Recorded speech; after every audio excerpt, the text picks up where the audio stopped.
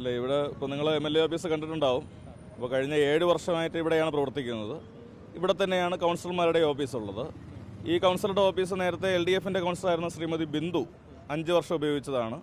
അത് കഴിഞ്ഞ് BJPയുടെ തന്നെ കൗൺസിലർ ശ്രീ മധുസൂദനൻ നായർ അദ്ദേഹം ഉപയോഗിച്ചതാണ്. അദ്ദേഹത്തിൻ്റെ തന്നെ ഒരു ലേഡി സ്റ്റാഫ് ഇവിടെ വാർഡ് കമ്മിറ്റി ഓഫീസ് സെക്രട്ടറി ആയിട്ട് ഇവിടെ ഉണ്ടായിരുന്നു. ആ സമയത്തെല്ലാം ഇത് സുഗമമായി നടക്കുകയാണ്. അപ്പോൾ ഇപ്പോൾ മാത്രം എന്താണ് ഇത് ഒഴിഞ്ഞു കൊടുക്കണമെന്ന് പറയുന്നതിൻ്റെ ഒരു സാങ്കത്യം?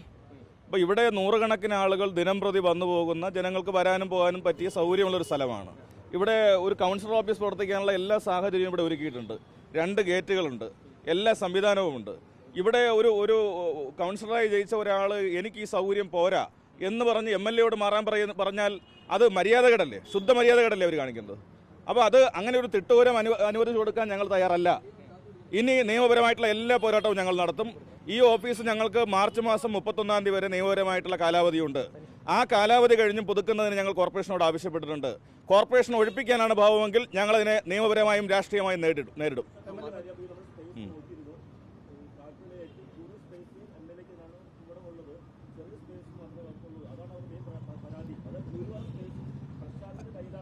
അല്ല, ഞാൻ ചോദിക്കട്ടെ, MLAക്കാട്ടി മുകളിലാണോ ഒരു വാർഡ് കൗൺസിലർ?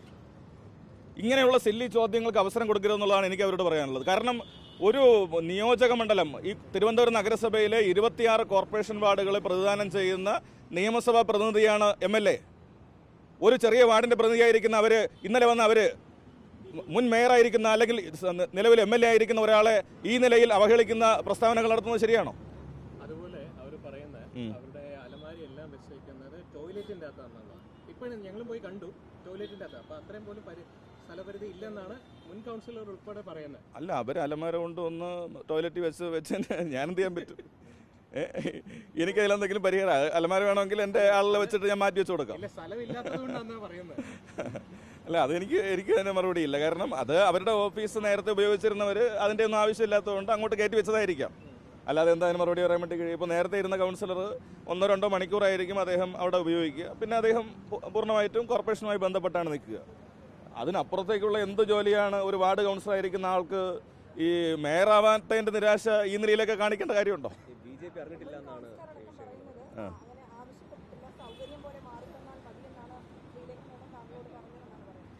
അല്ല, അങ്ങനെയല്ല പറഞ്ഞത്. അതിൻ്റെ കോൾ റെക്കോർഡിങ് കാര്യങ്ങളൊക്കെ നമ്മളിലുണ്ടല്ലോ.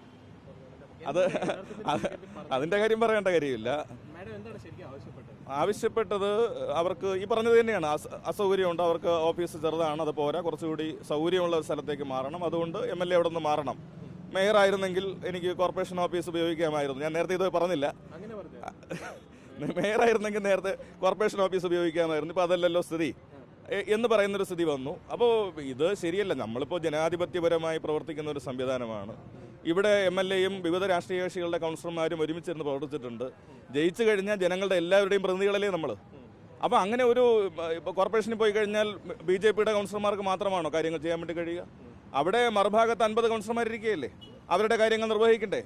ഞാൻ മേയറായിരിക്കുന്ന സമയത്താണ് ഞാൻ നേരത്തെ നിങ്ങളോട് സൂചിപ്പിച്ചതുപോലെ വാർഡ് കമ്മിറ്റി ഓഫീസ് സംവിധാനം ഉണ്ടാക്കുന്നത് തന്നെ അപ്പോഴാണ്.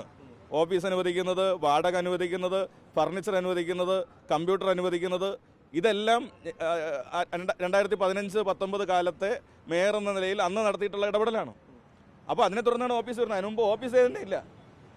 ഏതെങ്കിലും സ്ഥലത്ത് കൗൺസിലർമാർ ഓഫീസ് ഉണ്ടാക്കി സ്വയം ഉണ്ടാക്കിയിരിക്കും. ഇപ്പോൾ അതല്ല സ്ഥിതി. കോർപ്പറേഷൻ വാടക കൊടുത്തിരിക്കുകയാണ്. ഞാനും ഇവിടെ വാടകയ്ക്കാണ് എടുത്തിരിക്കുന്നത്. ആ വാടക കൃത്യമായിട്ട് അടച്ചിട്ടുമുണ്ട്. യാതൊരുവിധ നിയമലംഘനവും നടത്തിയിട്ടുമില്ല. ജനങ്ങളെ സംബന്ധിച്ച് ജനങ്ങൾക്ക് ഇതുമായി ബന്ധപ്പെട്ട ഒരു പരാതിയുമില്ല. നന്നായി പ്രവർത്തിക്കുകയാണ്. അല്ല, അത് ഞാൻ ആദ്യം പറഞ്ഞല്ലോ, 31 വരെ കാലാവധിയുണ്ട്. അതിനു മുമ്പ് ഒഴിപ്പിക്കാനാണ് കോർപ്പറേഷൻ ശ്രമിക്കുന്നതെങ്കിൽ നിയമപരമായും രാഷ്ട്രീയമായും അതിനെ നേരിടും. ഒഴിഞ്ഞു മാറാൻ ഞങ്ങൾ സന്നദ്ധവുമല്ല.